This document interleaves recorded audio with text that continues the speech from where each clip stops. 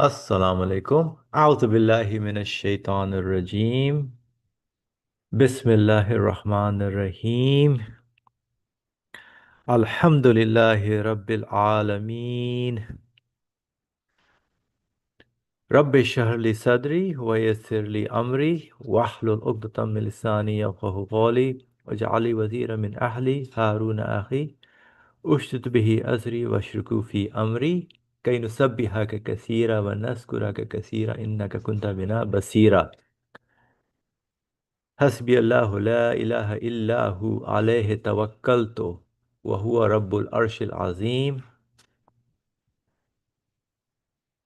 ربنا آتنا من لدنك رحمة وهيئ لنا من أمرنا رشدا ولا حول ولا قوة إلا بالله العلي العظيم وصلى اللهم على محمد وعلى آله وصحبه أجمعين والحمد لله رب العالمين. All right, welcome friends. We will continue with our discussion on what nature is. So that's what the author was sharing, how nature is used. Basically, it's a corrupt language, basically, how nature, what nature is, basically, right? So he's giving some examples from his own, like we can also take our own examples, how we're witnessing the universe, right? And the words that we use, for example, snow, or we say it is snowing, or the storm is, we never realize there's someone else is sending it, basically. So it's a very, we've been brainwashed in a way how the words natural and nature has been used.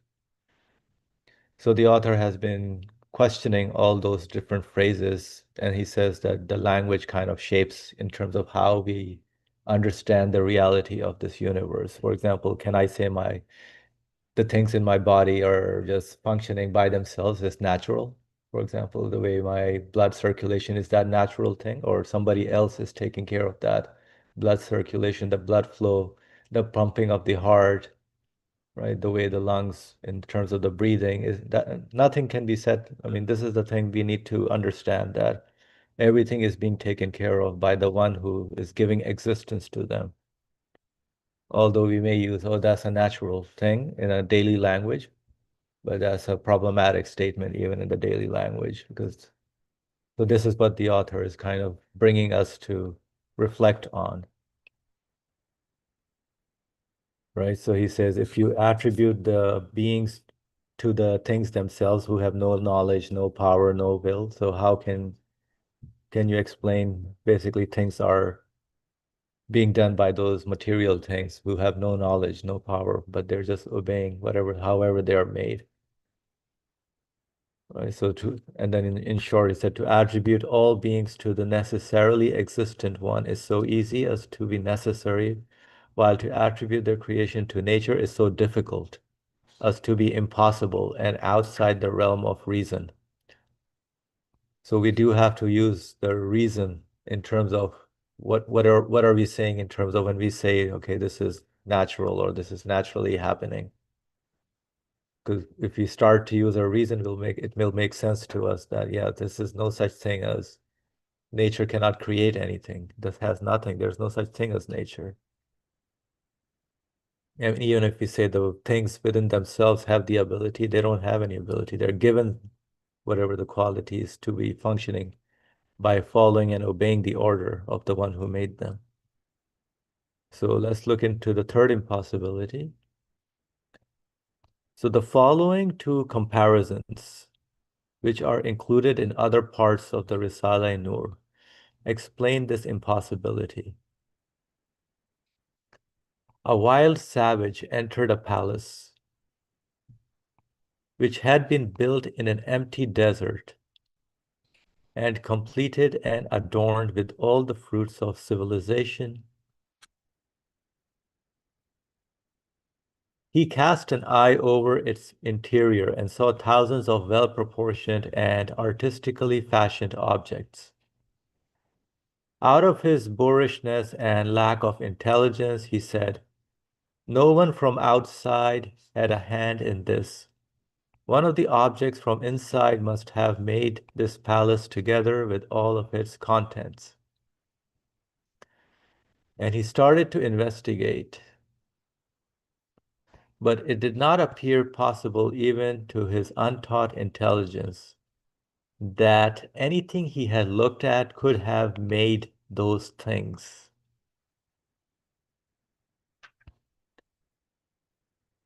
Later, he saw a notebook in which had been written the plan and program of the palace's construction, an index of its contents, and the rules of its administration. For sure, the notebook too, which was without hand, eye, or implement, like the rest of the objects in the palace, was completely lacking the ability to construct and decorate the palace. But since he saw that in comparison with all the other things, the notebook was related to the whole palace by reason of its including all its theoretical laws, he was obliged to say, there, it is this notebook that has organized, ordered, and adorned the palace, and has fashioned all these objects and set them in their places. He transformed his uncouthness into ludicrous jabber.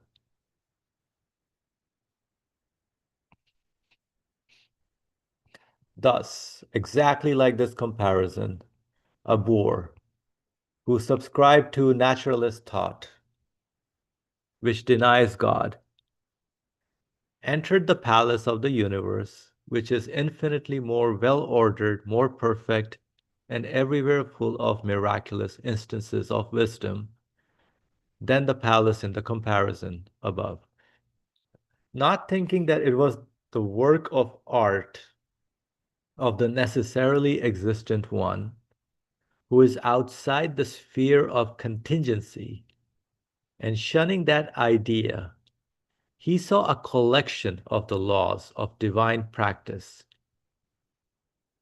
and an index of dominical art, which are like a slate for writing and erasing of divine determining in the sphere of contingency, and like a constantly changing notebook for the laws of the functioning of divine power, and are extremely mistakenly and erroneously given the name nature, in quotes, nature. And he said, these things require a cause, and nothing else appears to have the relationship with everything than this notebook has.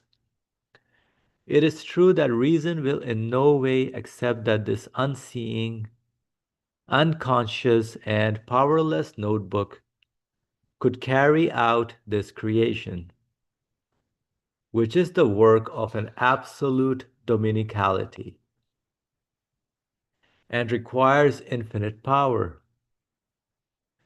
But since I do not recognize the eternal maker, the most plausible explanation is to say the notebook made it and makes it. So I shall say that, to which we reply, you mistaken unfortunate, your foolishness exceeds anything imaginable. Lift your head out of the swamp of nature and look beyond yourself. See an all-glorious maker to whom all beings, from particles to planets, testify with their different tongues, and to whom they point with their fingers.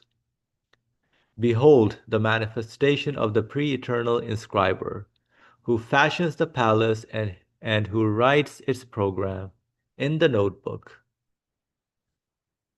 Study his decree, listen to the Quran, be delivered from your delirious raving.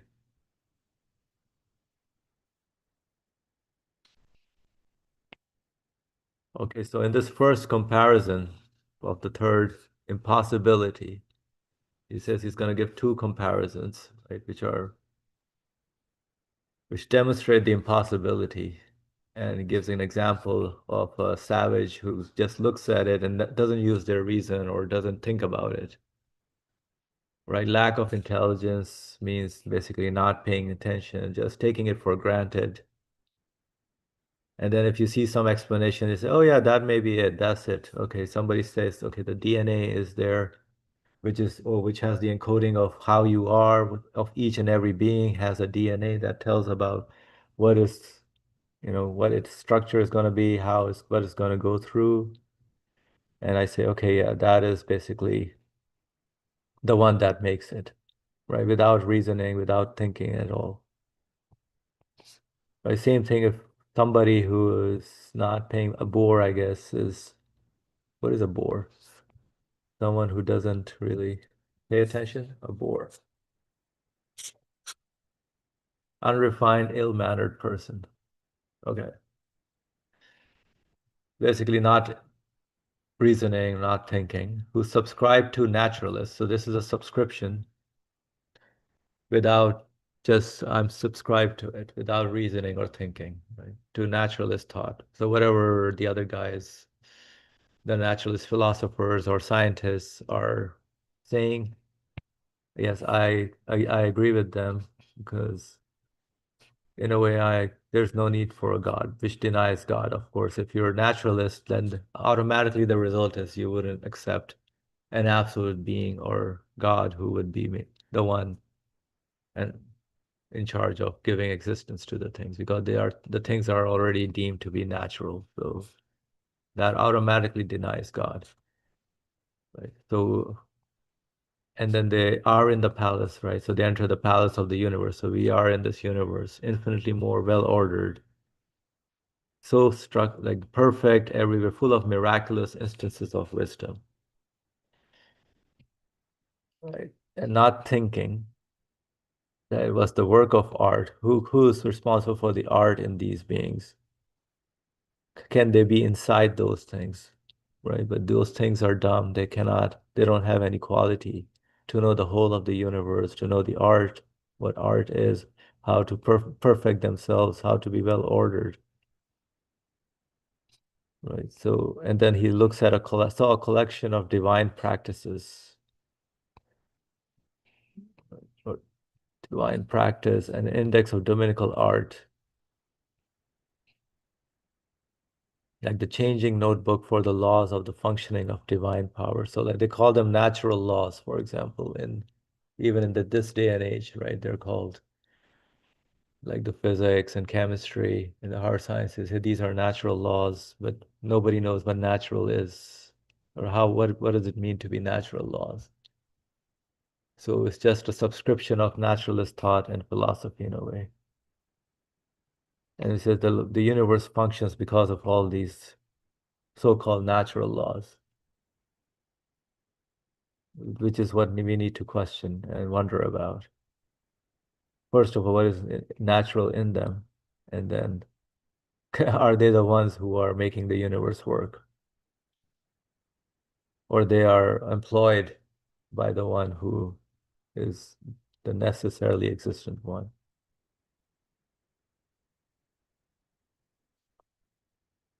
So all these things that we are attributing, they cannot reason, unseeing, unconscious, powerless. So the DNA is not cannot reason. It's it doesn't know the other beings.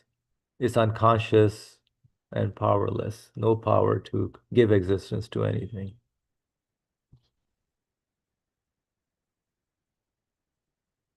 So this is why he says this is another impossibility. The author makes this.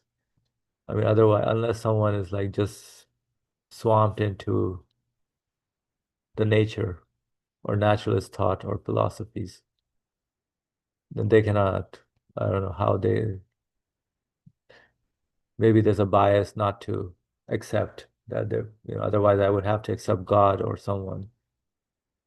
So let me just go with this naturalist thought in a way. What do you think, Suhail? What did you understand from this first comparison?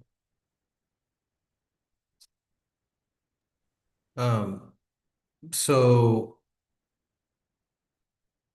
yeah, I mean, as you talked about, I mean, obviously gives the example of the palace and likens it to nature and the things around us, or what people call nature. Um, and um, the first step is right. The people who say, "Oh, I cannot find a creator. They're right. I cannot find a creator in the universe. And there's a great line that says, but it did not appear possible, even to his untaught intelligence, that anything he had looked at could have made those things. That's correct. That is like the perfect first step. La ilaha. Like you don't find any godhead, any dominicality, any creatorship, lordship in the world itself. Um, so in some sense, their first step is right. Um, so I mean, he does say no one from the outside had a hand in this. One of the other objects must inside may have made this palette all of its contents. I mean, there, the as you said, there's a bias. Rather than being just neutral, I shouldn't say neutral, but unbiased in the sense that like, okay, I'm just gonna go investigate and come to a conclusion. Already people have a pre-existing notion that's completely baseless. They say nobody from the outside did this. You know, it's starting backwards rather than looking at the things and saying, okay, nothing here could have done this. So something beyond the nature of the thing itself did it. But they come in with a bias saying, oh, the religion, this, um, God, creatorship, they say it's all made up. It's all fantasy, but they're biased. This is a complete bias from the beginning. That's not even being honest. So they're trying to work backwards from their conclusion. And so when you try to work backwards from your conclusion, that's when he says they go to a notebook and which has been written the plan and program of the palace's construction, an index of its contents, and the rules of its administration. I mean, in some sense, the comparison to our observation of the world in a way, the things, the laws or the rules we derive, not that they're actually out there per se. Like no one can actually show like the law of thermodynamics per se. They cannot show physical equations. Like there's not you can't see that. You can just observe phenomenon every moment and moment and moment, and then you derive some rules and laws because human beings are able to consider the past, the present, and the future. Otherwise, if I didn't have any concept of the past or the future, I don't know of any. There's no rules out there. There's just moments. But because of memory, human memory, I can conceive past, present, and future. Yeah, so if you ask them to show, for example, the law of thermodynamics, they say here it is by the observation they show it, right? Yeah, they don't actually show the law. They show an observation, but not the law itself.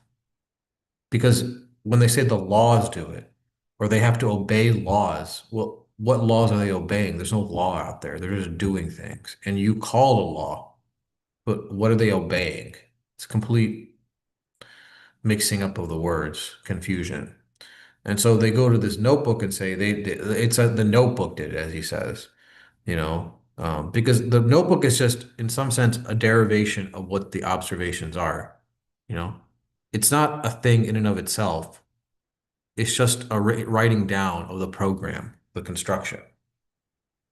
Um, so, you know, Would that be the DNA equivalent in this day and age? I mean, yeah, you could say even DNA. DNA has like they get some instruction out of it and they say the instruction of the DNA does it, you know?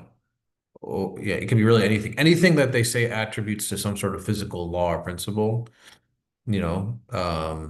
Yeah, I mean DNA is like another one, or it did it. So, for example, it says by reason of its including all its theoretical laws, like the notebook has all the includes mentions about all the theoretical laws. Yeah, yeah. So theory being like law of thermodynamics, it's a theoretical law. In other words, like it's not a thing out there. It's theoretical in the sense that it's observation, an interpretation of the observations. So, and then they attribute it to the law itself, saying it organized it. Although things obey these laws, these principles, you know. The body grows because it obeys DNA. Well, what are you talking about? DNA is just nothing. It's just dust. They're just elements. You called it DNA. You called the arrangement DNA. You called the instruction as if the DNA itself has instruction inside of there. It's just the arrangement of elements, when you think about it, DNA. Um, so, um, Yeah. And the thing is, these quote unquote theoretical laws, they don't, nothing can escape them, really. The universe obeys certain principles. It's coherent, it's consistent, it's ordered, well ordered, precise. And so they misattribute it to the laws themselves, that precision and order. Yeah, even sometimes I would get carried away with the language that they use. Yeah. Because everybody speaks like that. Nobody actually, it's all secular. Nobody actually says, what are we even talking about? Nobody even asks these questions. Like, where did we even get, like, just assume because everybody just goes along with it, you know? Yeah. Um, And I'm sure you, in your work, right, that you do, you oh, have, all the time in do you science, use the same medicine. language or how do you explain to them? Yeah, yeah. I mean, you said the DNA example, it's a perfect example. Like, everybody says DNA does this. Well, what do you mean DNA does it? What is DNA? You called it DNA. It's just a bunch of elements. It's a bunch of as he says in carbon, nitrogen, oxygen, this is all it is, hydrogen. I mean, these are just like just basic elements. Like, what are we talking about here? You know? Yeah. So, Or even like your kidney functions in this way, or, that's how naturally it does it. yeah, naturally, everything naturally does it. Yeah, no, nothing naturally does anything, you know? So, how are they functioning in this way? So, nobody asks this question because it's just easy to say, oh, nature does it, you know? Well, okay. I mean, as you said, it's a because there's a bias, inherent bias Yeah. to escape religion, Yeah. to escape a divine source, to Even escape a the source. products that you buy, it says all natural. Yeah, all natural. Yeah, that's true. You're It's right. funny. You're right. It never says divinely natural, divinely made. It says all natural. You know what I'm saying? Even So in the Muslim countries, you would see that their products is all natural. yeah, that's true. I mean, it's very secular language. Yeah. One of my friends, he started a company, right, in one of the Muslim countries, and I told him like was promoting his products. He said, "Of course, yeah, that's understood. God made it, but it's all natural." Yeah. No, Didn't it's just understand what that meant. yeah. Yeah. He did it. Yeah.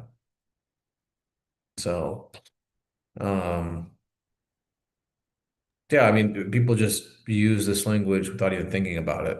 Yeah, I mean, at least this author is making us more aware when we see the word nature or natural or Natural, yeah. I mean, I use it too. It's just because I'm so conditioned to think that way, you know? So, um, but in reality, it's I nothing mean, is natural. you're like ill-mannered, not re reasoning, not thinking, or just subscribe to it, basically, Yeah, to one philosophy, like secular reasoning philosophy. yeah. Um, Mistaken, unfortunate, foolishness exceeds anything imaginable. Lift your head. yeah. I mean, he says, not thinking it was the work of art of the necessarily existent one who is outside the sphere of contingency and shunning the idea, I mean, he attributes it to Right. And these laws.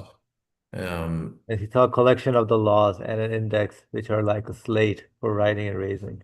divine determining. Like every moment is a new moment that's being written into being existence. And it's a constantly changing notebook. And from that notebook, that's how we like from this constantly changing world, that's how we derive laws. So um I mean, like I said, it's already coming in with a bias um that I mean, this is they're, what we're learning in high school and college, like the physics and the chemistry, all these yeah. laws that without any mentioning of, okay, how are these laws actually there? What are they to be?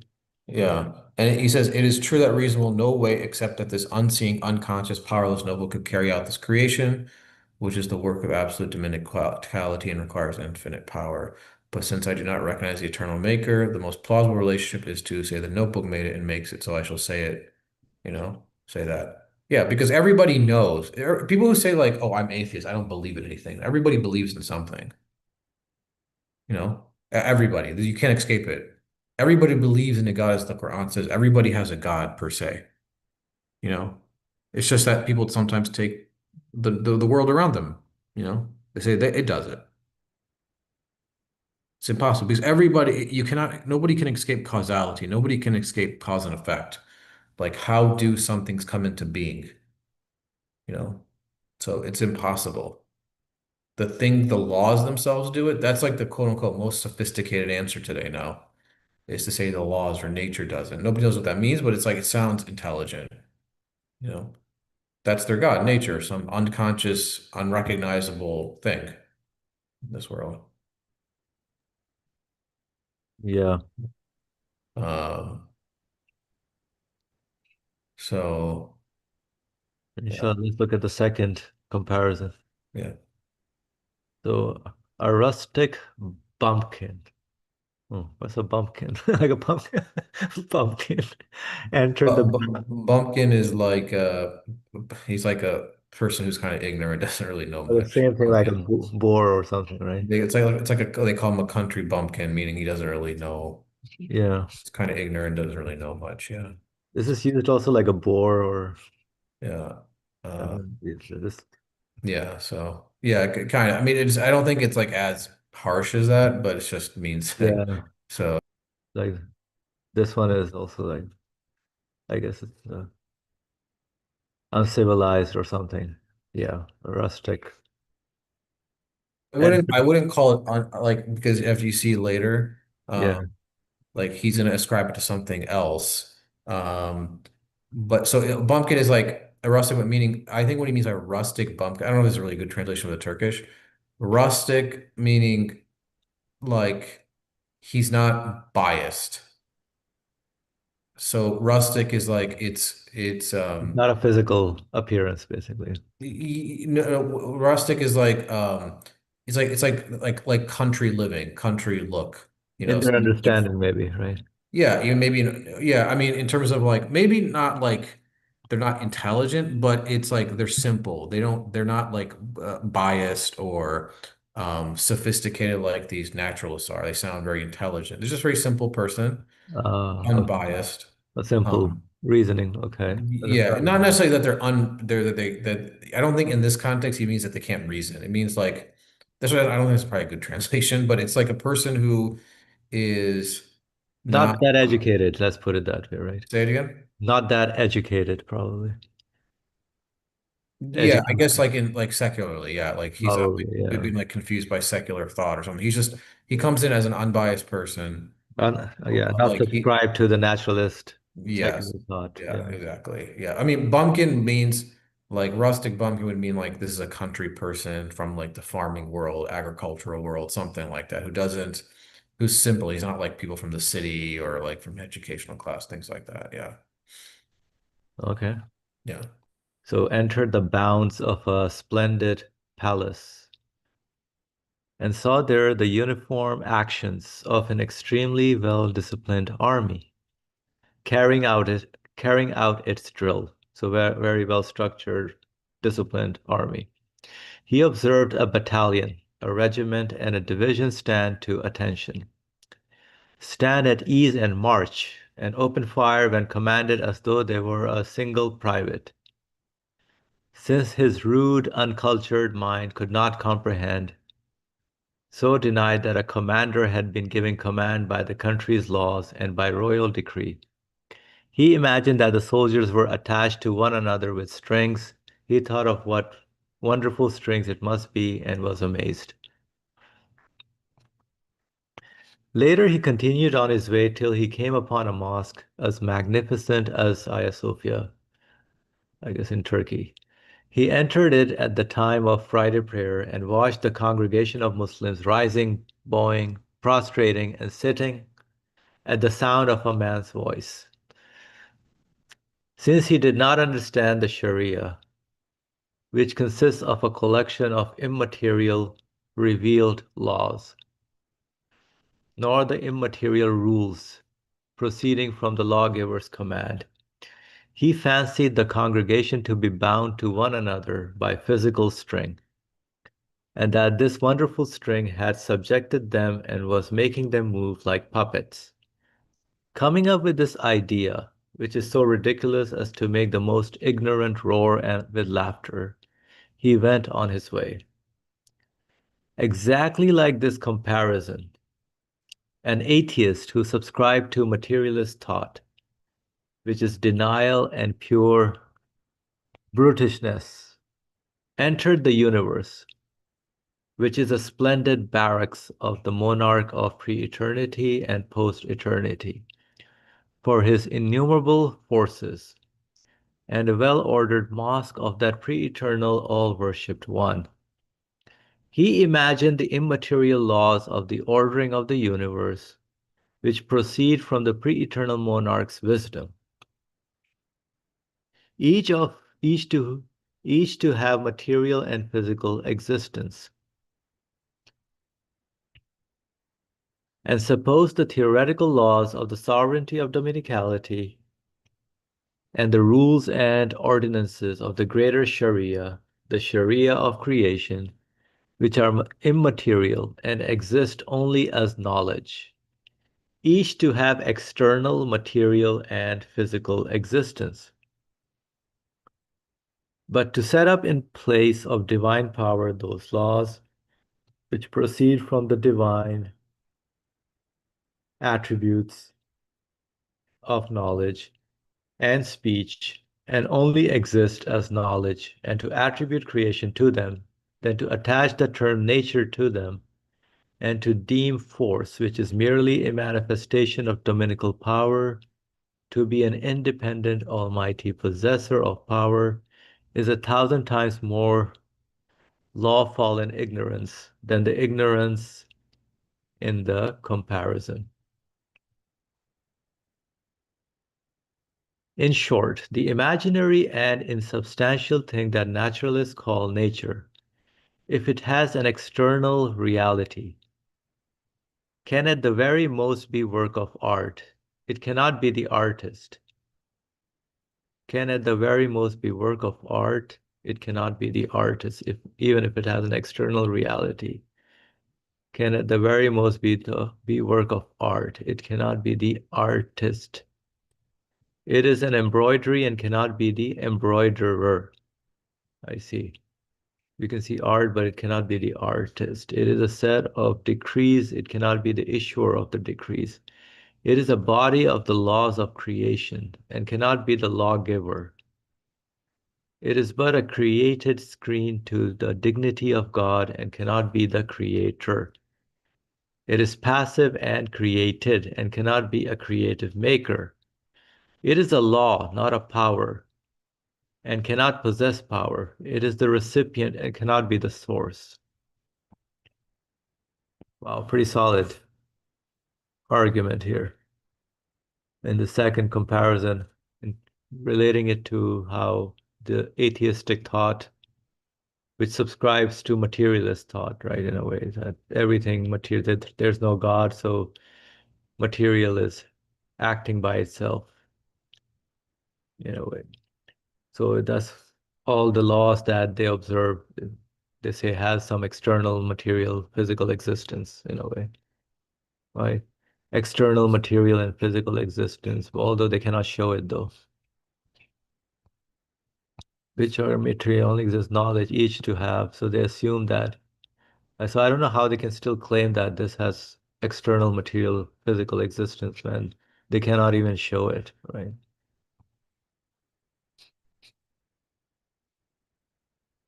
Would you say agree to this or? So, yeah, like I mean, in some way, um,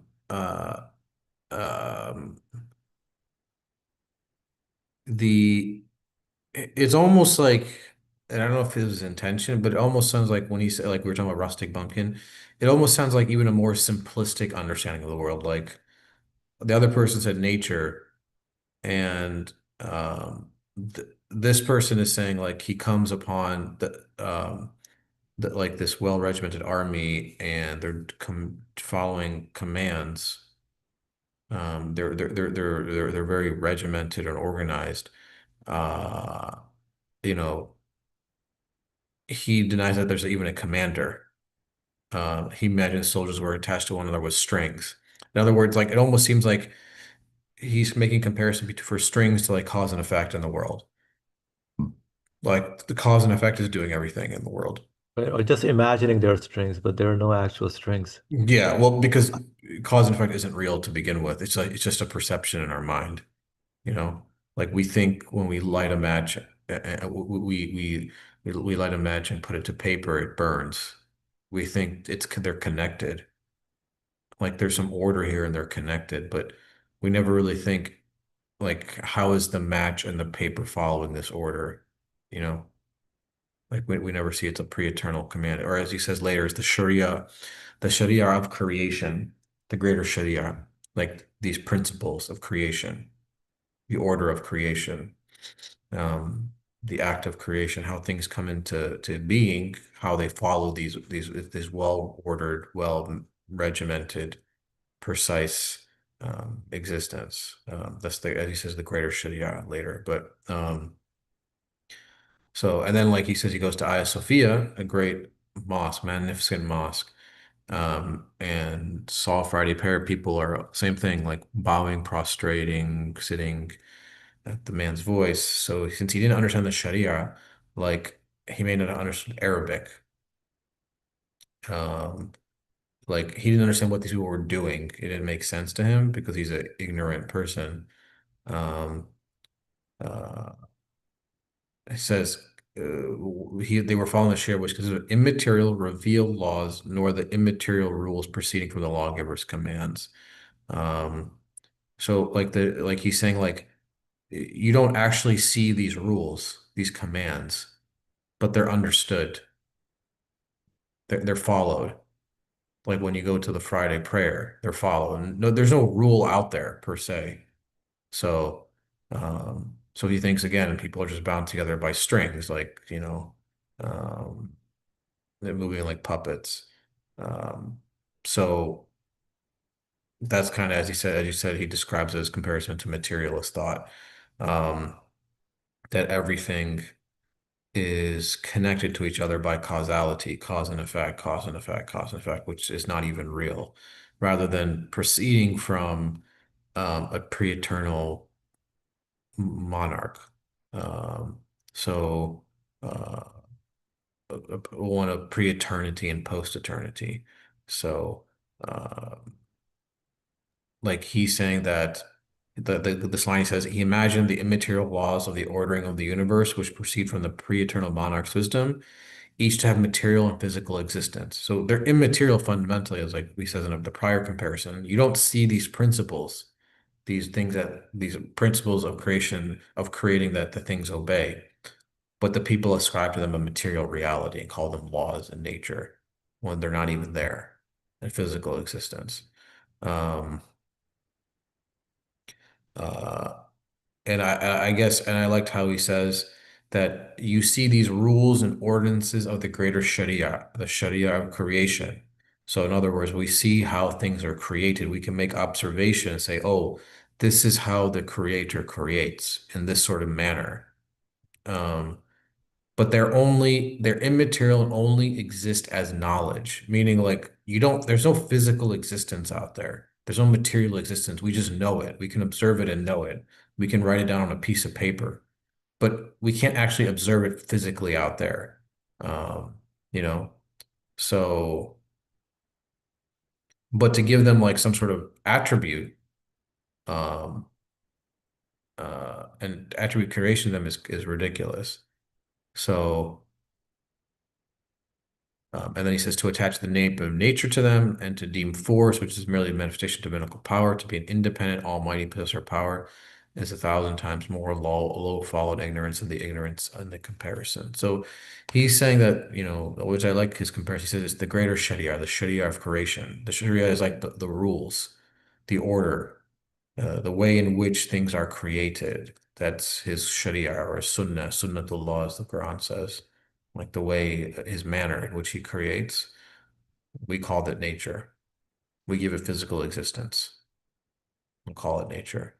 So, um, so he says, like in short, like he makes it naturalists call something insubstantial as nature, as if it has an external reality.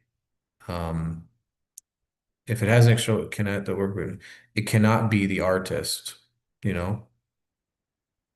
Um, So, he's saying like because it's a part of reality itself, if you were to say it has an external reality nature, it can only be a work of art. Because again, we don't find the creator in the world, so it cannot be the artist itself. Even if you give it an external reality, it can at most be a work of art. Um, it is an embroidery, it cannot be the embroiderer. It is a set of decrees, it cannot be the issuer of decrees.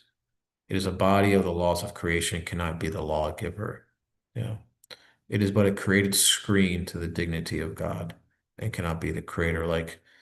It's just it's interesting, these principles, these rules, these laws that determine creation. They're not the creator themselves, but they're the means to return to or arrive at the necessarily existent one. So it's like a screen, as he says. You don't see the creator itself. You have to go through or lift the veil, lift the screen to find him. So, um, because, we may attribute, I think Nursi references other places, we may attribute things we don't like to the creator, but instead of doing that, we attribute it to the things themselves because of the screen. That there's a veil of cause and effect. So we don't like the rain, we blame the rain and not him. We don't like a flood, we blame the flood and not him. We don't like a hurricane, we blame the hurricane, but not him. So, um, but yeah, that's kind of what I took away. Thank you for sharing that. Yeah. Okay, so let's read the conclusion. To conclude, since beings exist, and as was stated at the beginning of this treatise, reason cannot think of a way to explain the existence of beings apart from the forementioned, three of which were decisively proved through three clear impossibilities to be invalid and absurd. Then necessarily and self-evidently the way of divine unity, which is the fourth way, is proved in a conclusive manner. The fourth way, in accordance with the verse quoted at the beginning, is there any doubt about God, creator of the heavens and the earth? Demonstrates clearly so that there can be no doubt or hesitation the divinity of the necessarily existent one, and that all things issue directly from the hand of his power, and that the heavens and the earth are under his sway.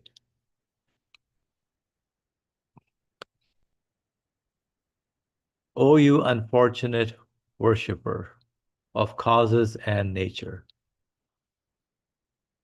since the nature of each thing, like all things, is created, for it is full of art and is being constantly renewed, and like the effect, the apparent cause of each thing is also created. And since for each thing to exist, there is need for much equipment and many tools, there must exist a possessor of absolute power who creates the nature and brings the cause into existence. And that absolutely powerful one is in no need of impotent intermediaries to share in his dominicality and creation. God forbid. He creates cause and effect together directly in order to demonstrate his wisdom and the manifestation of his names by establishing an apparent causal relationship, and connection through order and sequence.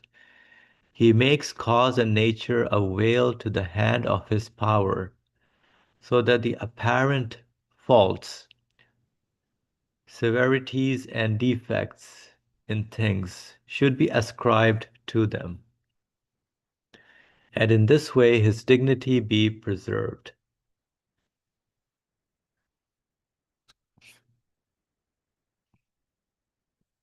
Is it easier for a watchmaker to make the cogwheels of a clock and then arrange them and put them in order to form the clock?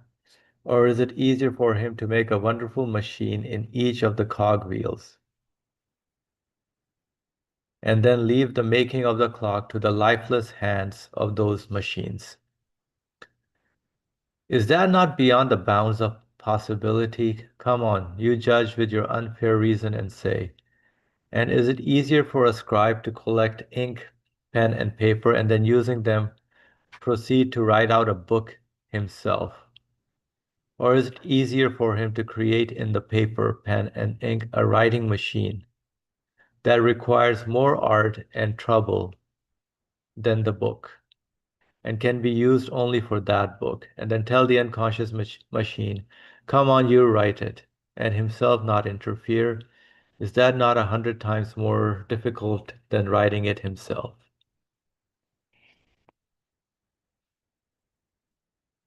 Okay. So in conclusion, he gives basically the verse, is there any doubt about God, creator of the heavens and the earth? Right? He uses it here to explain how nature and it is natural, naturally happening. Nature has it, necessitates it. So all those phrases he says are absurd, invalid and absurd. Only there must be a necessarily existent one makes sense based on the what have we been discussing in terms of the proofs that he's been giving. Right? So he says, unfortunately, we've fallen into ourselves, whoever, like we need to be careful not to worship causes and cause and effect and nature, because we see many times, right, because of the association of things, the closeness of the things in to them, right? So he creates cause and effect to get directly in order his wisdom. So there's a causal, an apparent causal relationship and connection through the order and sequence.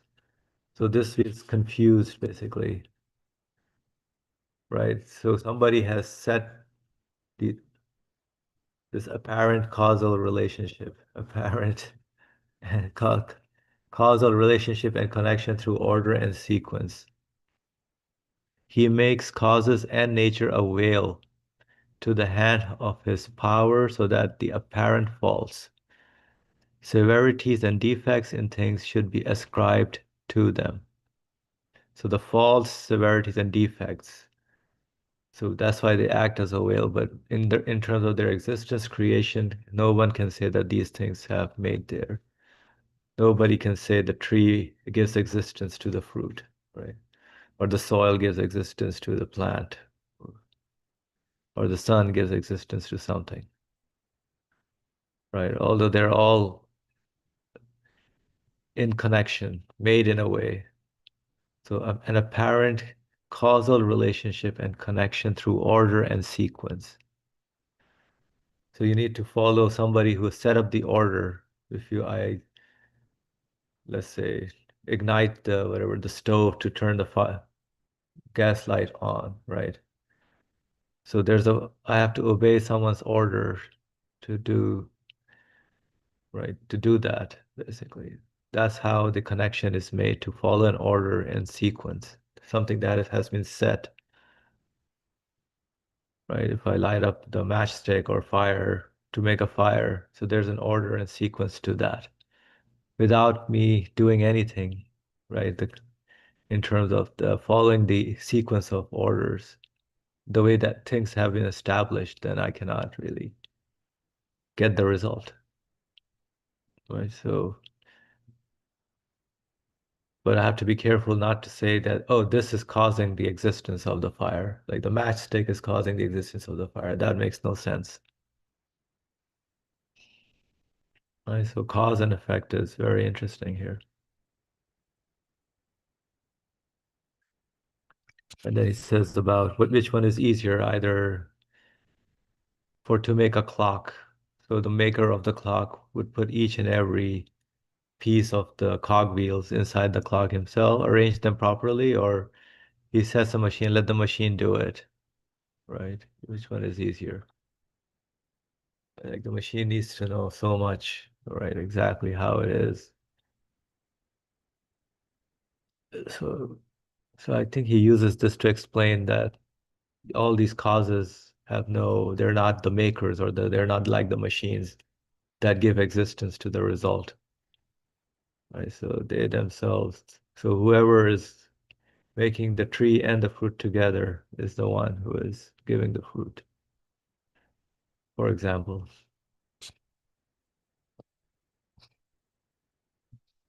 Any comments on this, in this cause and effect part? No, I mean, it's kind of what we just talked about. So, I mean, he goes through, like I said, the Nursi's method, which is like the Quran's method, go through the impossibilities to come to a necessary conclusion. Yeah, Divine unity is necessary, after exploring sort of the ridiculous claims of this age, he goes through the impossibilities, finds them invalid and absurd. So, there's no doubt about the divinity of a necessarily existent one. All things proceed from his power. yeah. Uh, so, Causes and nature. yeah, so rather than coming, from causality, apparent causality, as he says, creates the nature, sorry, the apparent cause is made in order to veil his dignity, so preserve his dignity. So any fault we may think there is, or defect, which we don't like, really something we don't like, truthfully, we ascribe it to the thing itself and not to him. So, and to his wisdom. Right. So, um, but, and as he says in the last line, he says, is it easier for the watchmaker to make the cogwheels of the clock and then arrange them and put them in order? Or is it easier for it to make the parts of the cogwheel, the parts of the cogwheels themselves, put the machinery into them, and then even though they're unconscious, tell them to arrange themselves and work? Same thing with the scribe. He collects ink, pen, and paper and writes, or is he going to put in the paper and the pen and the ink some machinery to do it themselves? Which one is easier? So it's obvious what he's trying to say. Right. So yeah, a bit about causality, like this causality isn't real. So, Yeah. but yeah, but that's kind of what I took away from this section. Sure. Thank you. Yeah. So if you say yes, it is 100 times more difficult to create a machine that writes a book rather than writing it out oneself. But is it not in a way easier because the machine is a means of producing numerous copies of the same book? So the analogy is kind of being taken too far, I guess. The answer, through his limitless power, the pre-eternal inscriber continuously renews the infinite manifestations of his names so as to display them in ever differing ways. Continuously renews the infinite manifestation of his names so as to display them in ever differing ways. And through his constant renewal, he creates the identities and special features in things in such a manner that no missive of the eternally besought one or dominical book can be the same as any other book. In any case, each will have different features in order to express different meanings. If you have eyes, look at the human face. You will see that from the time of Adam until today, indeed, until post eternity, together with the conformity of its essential organs, each face has a distinguishing mark in relation to all the others. This is a definite fact. Therefore, each face may be thought of as a different book. Only for the artwork to be set out, different writing sets, arrangements, and compositions are required. And in order to both collect and situate the materials, and to include everything necessary for the existence of each, a completely different workshop will be required.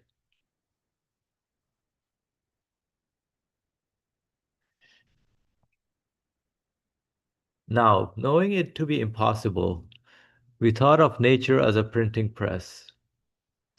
But apart from the composition and printing, which concern the printing press, that is, setting up the type in a specific order, the substances that form an animate being's body, the creation of which is 100 times more difficult than that of the composition and ordering, must be created in specific proportions and particular order, brought from the furthest corners of the cosmos, and placed in the hands of the printing press. But in order to do all these things, there is still need for the power and will of the absolutely powerful one, who creates the printing press. That is to say, this hypothesis of the printing press is a totally meaningless superstition. Thus, like the comparisons of the clock and the book, the all-glorious Maker who is powerful over all things has created causes, and so too does he create the effects. Through his wisdom, he ties the effect to the cause. Through his wisdom, he ties the effect to the cause. Through his will, he has determined a manifestation of the greater Sharia, the Sharia of creation, which consists of the divine laws concerning the ordering of all motion in the universe, and determined the nature of beings, which is only to be a mirror to that manifestation in things, and to be a reflection of it. And through his power, he has created the face of that nature which has received eternal existence, and has created things on that nature, and has mixed them one with the other.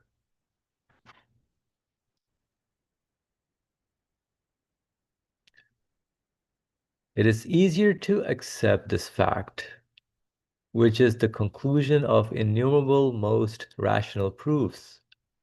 In fact, is one not compelled to accept it? Or is it easier to get the physical beings? Or is it easier to get the physical beings that you call causes and nature, which are lifeless, unconscious, created, fashioned, and simple, to provide the numberless tools and equipment necessary for the existence of each thing, and to carry out those matters which are performed wisely and discerningly? Is that not utterly beyond the bounds of possibility? We leave it to you to decide with your unreasonable mind. Okay, so I'll pause here. So he's giving more explanation in terms of how we're lost in the cause and effect, right? Relationships, in terms of thinking the cause, which is like a natural, in a way, that's what the language is used. This is basically attributing something to the thing itself, any quality, creative quality, knowledge quality, art quality, power quality to the thing itself, right?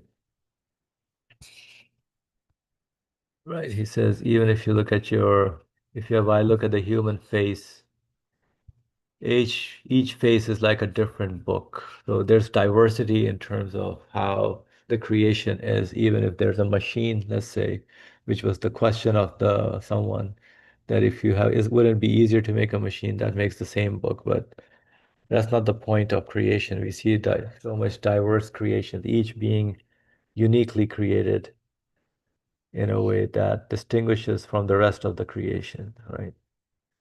So everyone is like an artwork set out, different writing sets. So each one displays the manifestations of, whoever made them, the qualities of its maker. So if they would need like completely different workshops would be required for if each face was to be made, then like billions of workshops, which is way out of scope in a way, impossibility. So now knowing it to be impossible, we thought of nature as a printing press.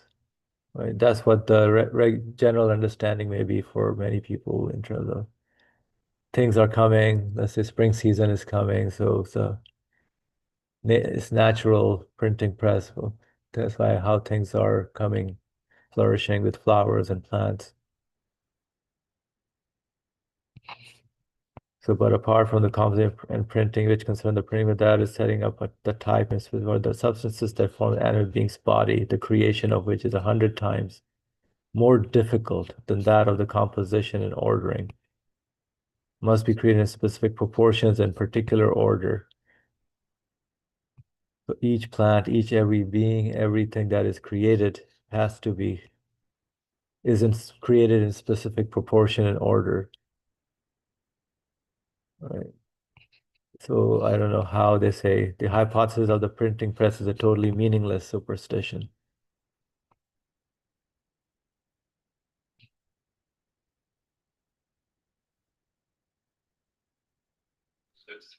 Yeah, so I mean it's interesting. Yeah. He says that about these like innumerable printing presses because that's what people we kind of think this like that there's a printing press um to make the copies of the same book, but we think everything is the same. Like well, this is kind of like how we've been conditioned. We think the same law is producing things, but all things.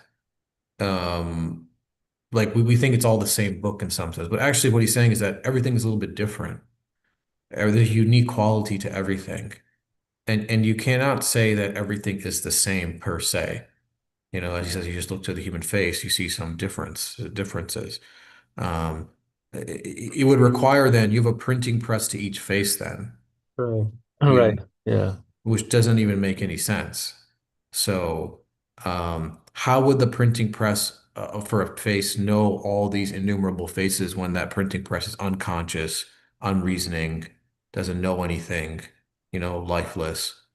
How could it come up with all these faces? If it were just an unconscious, it would just produce the same face over and over again. But we have so much variety and uniqueness, even subtleties, the most subtle of differences, in people. So how do you get that from an unconscious printing press that can produce so much? That's also part of the greater Sharia, not just the rules of creation, but also that there is diversity, you know, Right. uniqueness. Um, so um, that it can only be from an all-powerful one, an absolutely powerful one. Um, so, he ties the cause to the effect, um, but each face is a manifestation of him. So they're all effects. And so, he's determined like the nature of beings, the manifestation of those beings as a reflection of him. So they receive an external existence, um, and mix them up with one another, tie cause to effect, but you don't actually see a printing press that's producing the same thing over and over and over again. So, Right. Yeah. but uh, so and also with such discernment and why performing wisely and discerningly, it's just beyond possibility. So, Mhm. uh, I think yeah, we'll stop here for today, right? What do you yeah, think? we'll stop here for today. But that's kind of what I took. I don't know if you have anything else from this part, No, but that's good. Yeah. That is, I yeah. think going So. into causality more in this one section of Yeah, he's talking about causality. So, he like I think he creates the effect and he ties the effect to the cause through his will. He's determined the manifestation of the greater Sharia.